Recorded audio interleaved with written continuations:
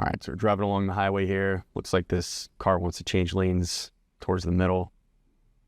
Oh, we're coming up. Construction zone. Ah, geez, everybody waited too long to get over. One crash here. Almost another. So there's a lot to unpack here.